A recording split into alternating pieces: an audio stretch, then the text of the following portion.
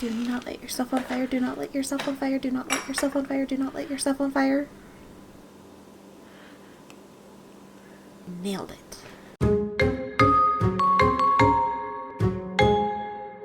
Hey kittens, it's Megan, and I just love that new notebook smell. It's 2021 and it's time for me to move into a new bullet journal. I am using an Archer and Olive A5 dot grid notebook. This one was part of their Halloween collection and I cannot get enough of this holo. In the words of the creator, Ryder Carroll, a bullet journal is an analog method of tracking the past, ordering the present, and designing your future. My bullet journal is a little more on the artistic side, but the system really only requires a notebook and a pen. Jumping right into my setup, I started off with my key. This is a great way of being able to look back if your system changes over the use of many journals, so you know which symbols were for what journal. I don't change mine very often, but when I do, I have confused myself, so this is invaluable when going back.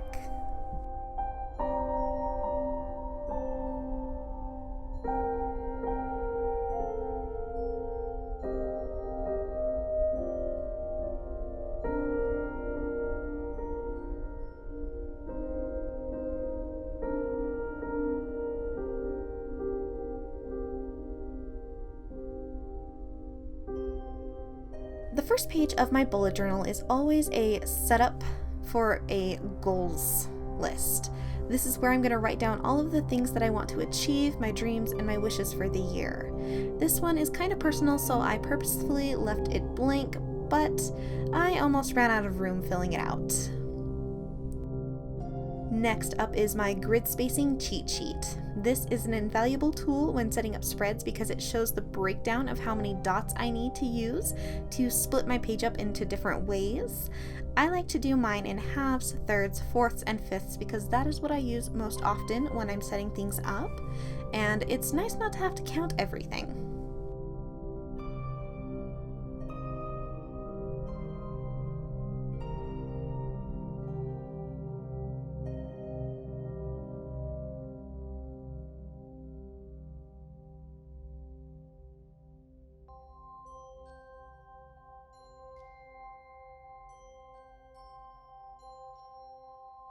The next page is a moon phase info sheet. I am a baby witch who came out of the broom closet last year, and I find this information incredibly useful when planning rituals.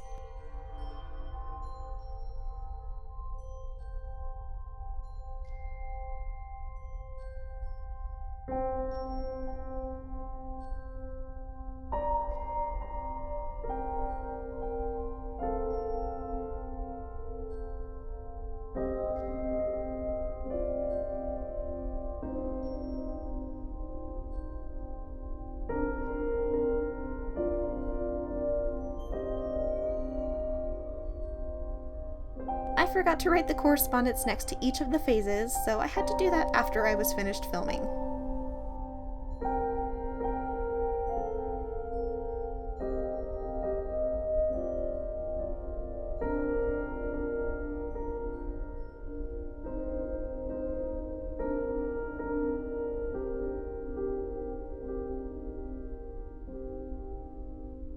This next part is probably the most tedious step in setting up a new journal, but it is so useful.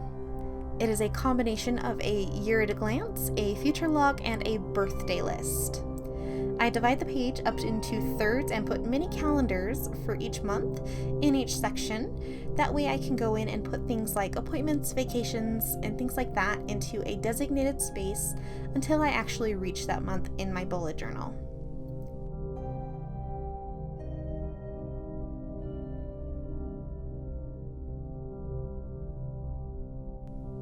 The next page is a bills page, and this one is blank right now, but I'm going to be writing a list of all of my monthly reoccurring bills and the dates that they are due with 12 checkboxes next to each so that I can make sure I'm not missing a monthly payment. The next page is a things to check out page. I got this idea from Amanda Rach Lee. I will link her YouTube channel down below. And I find this is a great place to write down the things I want to watch, read, listen to, and explore. whenever I either think of it or someone makes a suggestion. That way I don't lose it inside my bullet journal in random places. After that, we have a YouTube information page. I really just set up the title here, but I'm going to go back and fill this in with my YouTube strategy and a video category prompt list. Following that is a quick video ideas page. It is just a kind of a catch-all brain dump. If a video idea pops into my brain, I can just put it on this page so I don't lose it.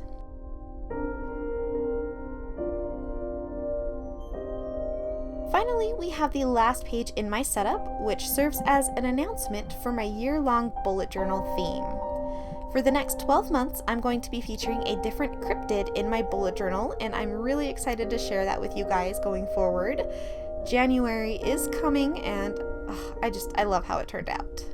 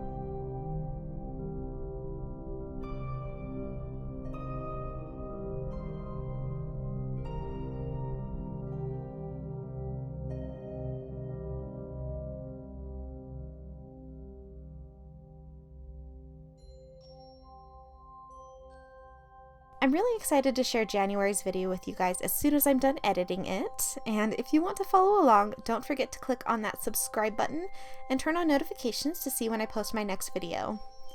Thank you so much for watching, and I hope to see you all in my next video.